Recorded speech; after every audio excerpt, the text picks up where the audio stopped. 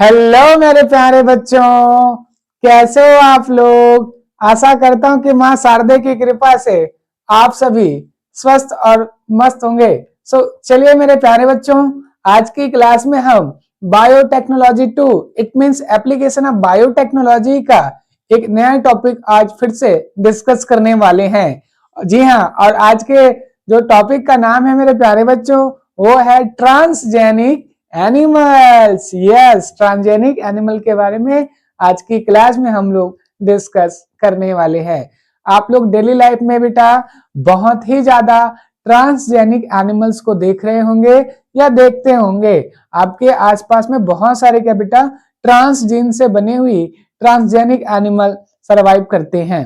इतनी बात क्लियर है कि नहीं है? तो हम आज की क्लास में इसी के बारे में चर्चा करेंगे कि आखिरकार इसको बनाया कैसे जाता है। इतनी बात क्लियर है बेटा? तो चलिए स्टार्ट करते हैं। बट इससे पहले अगर आप मेरे चैनल पर नए होंगे so please like this channel and subscribe now. So चलिए स्टार्ट करते हैं। देखिएगा, आज का जो टॉपिक है बच्चों वो है ट्रांसजेनिक एनिमल। इतनी बात क्लियर है? देखिएगा, अगर पेपर में आएगा तो आपको इसी पैटर्न पर आंसर लिखने हैं बच्चों। ओके, सबसे पहले लिखना है इंट्रोडक्शन, फिर डेफिनेशन, हिस्ट्री पता है तो हिस्ट्री लिखने हैं, प्रिंसिपल तो आपको लिखना ही है डेफिनेटली, मेथड कैसे बनाया जाएगा इसको लिखेंगे, और फाइनली क्या लिखेंगे बच्चों, एप्लीकेशन आपको लिखना पड़ेगा। इतनी बात क्लियर है बेटा? यही क्या है, बेस्ट टेक्निक है आंसर देने का। इतनी बात क्लियर है? नाउ देखेंगे, सबसे पहले देखते हैं ट्रांसजेनिक एनिमल होता क्या है। Transgenic animal are those animal, ठीक है, which are genetically modified by the introduction of external and other specialized organism by recombinant DNA technology। इसका मतलब समझ गए? देखिएगा क्या बोला जा रहा है, ट्रांसजेनिक एनिमल ऐसे एनिमल्स होते हैं जिसको जेनेटिकली क्या किया जाता है, मॉडिफाइड करके बनाया जाता है। इतनी बात क्लियर है? इसमें क्या किया जाता है, न्यू जो जीन होते हैं, आपका जो डिजायर जीन होता है उसको इंट्रोड्यूस कराया जाता है किसी अनदर के साथ में। सपोज ठीक है, एक काऊ है और उस काऊ में क्या है, हमने किसी दूसरे ठीक है स्पेशल टाइप की काऊ के जीन को इंसर्ट किया है। इतनी बात क्लियर है? हो सकता है एक काऊ बहुत अच्छे से मिल्क देता हो, दूसरा काऊ दिखने में बहुत अच्छा हो, तो हमने क्या करा, ठीक है, जो मिल्क प्रोडक्शन वाली काऊ का जो जीन था उसको हमने किसमें डाल दिया, जो बहुत अच्छा दिखता था उसमें डाल दिए।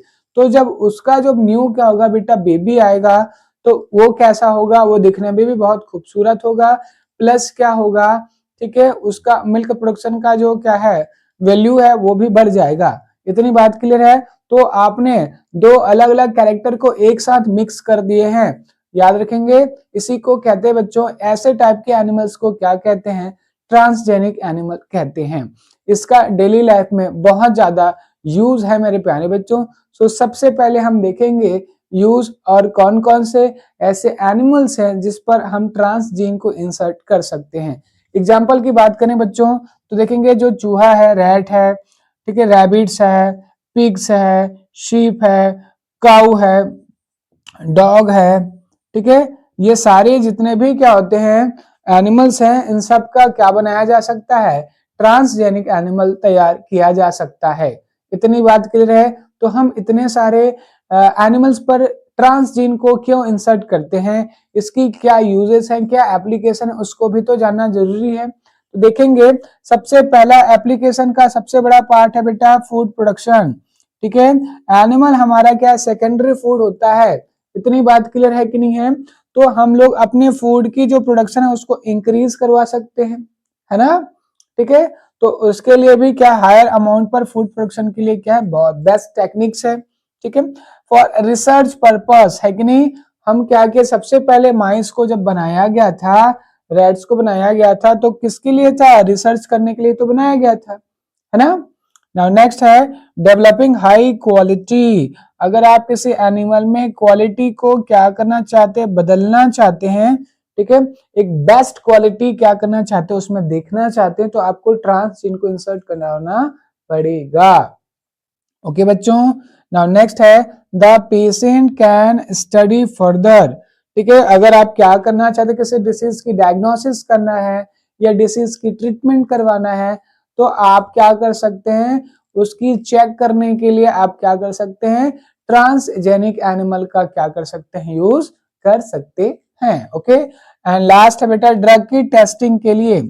देखिएगा जो कमर्शियल जितने भी क्या होते हैं बायोलॉजिकल प्रोडक्ट्स होते हैं, उसकी प्रोडक्शन करने के लिए जैसे कि प्रोटीन है, एंजाइम्स है, हार्मोन्स है, एंटीबायोटिक्स है, ठीक है, एंटी सीरा है, ये सारी चीजों के बनाने के लिए क्या किया जाता है बच्चों, ठीक है, वैक्सीन है, इन सब को बनाने के लिए क्या किया जाता है, ट्रांसजेनिक एनिमल का यूज किया जाता है।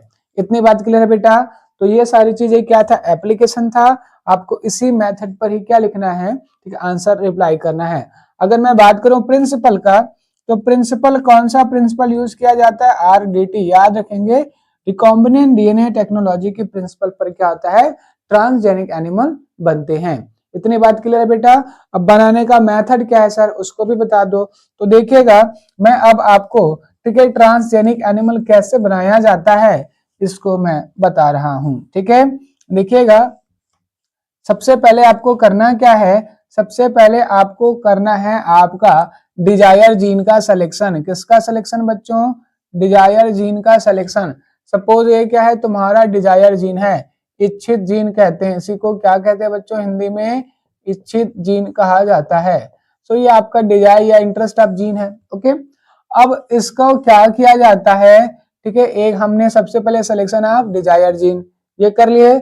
अब दूसरा काम हमारा क्या होगा, सिलेक्शन ऑफ वेक्टर। बहुत सारे टाइप के वेक्टर हैं बच्चों, है ना, तो हम क्या करेंगे, किसी पर्टिकुलर अगर क्या होगा, ठीक है, प्लाज्मिड, कॉस्मिड, फैस्मिड, हेक, बेक, टीआई प्लाज्मिड, वेक्टरियोफेज, बहुत सारे टाइप के वेक्टर्स हैं। तो हमको देखना है, हमको डिजायर, हमारा डिजायर प्रोडक्ट क्या है, डिजायर जीन एनिमल है, प्लांट है, क्या है, उसके अकॉर्डिंग क्या करते हैं, वेक्टर का सिलेक्शन करते हैं। तो हम क्या करेंगे, हम एक स्पेसिफिक वेक्टर जो एनिमल के लिए रिस्पॉन्सिबल था उसका हम लोग यूज करते हैं। ठीक है, और क्या करते हैं, रेस्ट्रिक्शन एंजाइम्स की हेल्प से क्या क्या करते हैं, वेक्टर का जो क्या होता है कटिंग साइड होता है उसको कट कर लेते हैं, और हम क्या करेंगे, अपने डिजायर्ड जीन को वेक्टर के अंदर क्या करवा देते बेटा, इंसर्ट, क्या करवा देते हम लोग, इंसर्ट करवा दे। सपोज ये वाला जो सेगमेंट था वो किसका था, ठीक है, वो किसका था, डिजायर जीन का था। तो इसमें डिजायर जीन आ चुका है। ओके, इसी को क्या बोलते हैं बेटा, आरडीएनए कहते हैं। क्या कहते हैं इसको, रिकॉम्बिनेंट डीएनए कहते हैं। तो देखिएगा वेक्टर के साथ में हमने क्या किया, अपनी ट्रांसजीन को ऐड कर चुके हैं। अब इसको किसी एम्ब्रियो के अंदर डालेंगे। ठीक है, फर्टिलाइज एग के अंदर हम क्या करेंगे, हम इसको इंसर्ट करवा देते हैं। इतनी बात क्लियर है। एम्ब्रियोनिक कंडीशन पर फर्टिलाइज्ड एग के साथ में फर्टिलाइज्ड, ठीक है, एग जो होता है उसमें हम अपनी कहते हैं डीएनए को डाल देते हैं due to process of gene transfer. Okay, so micro injection की हेल्प से क्या करेंगे, हम इसके अंदर क्या करेंगे, अपनी आरडीएनए को इंसर्ट करवा देते हैं। ओके बच्चों, सो हमने क्या करा है, अपनी आरडीएनए को इसके अंदर इंसर्ट करा दिए हैं। अब क्या होगा, इसका एक्सप्रेशन होगा। ठीक है, क्लियर है कि नहीं, डीएनए क्या करेगा, प्रोटीन की फॉर्मेशन करेगा। तो इसके बाद क्या होगा बच्चों, एक्सप्रेशन होगा। क्लियर है, और एक्सप्रेशन के बाद क्या होगा, रिजल्ट दिखाई देगा। जो आपने जिस काम के लिए उसको डाला था वो एक्सप्रेस हो रहा है कि नहीं हो रहा है, ये आपको दिखाई देगा। तो इस तरह से मेरे प्यारे बच्चों, ठीक है, आपका क्या होता है, ट्रांसजीन का, ठीक है, ट्रांसजेनिक एनिमल का क्या किया जाता है, फॉर्मेशन किया जाता है। फिर से रिपीट कर देते हैं, selection of desired gene, selection of vector, okay, and then formation of recombinant DNA. Recombinant DNA can be transferred in a embryonic condition, embryonic cell. Okay, clear है कि नहीं है। Now then after expression and फिर उसके बाद observation किया जाएगा। इतनी बात क्लियर है बच्चों।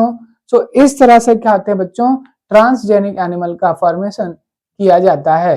हमारी डेली लाइफ में ट्रांसजेनिक एनिमल बहुत ज्यादा उपयोगी है बच्चों, क्योंकि बहुत सारे एनिमल्स ऐसे हैं जो एक्सटिंक्ट के क्या है बेटा, कगार पर हैं। तो ऐसे एनिमल को बचाने के लिए जरूरी है क्या, ट्रांसजेनिक एनिमल की फॉर्मेशन। इतनी बात क्लियर है बच्चों।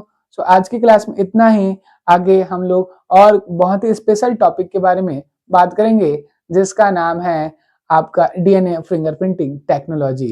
सो आज के लिए इतना ही मेरे प्यारे बच्चों, थैंक यू।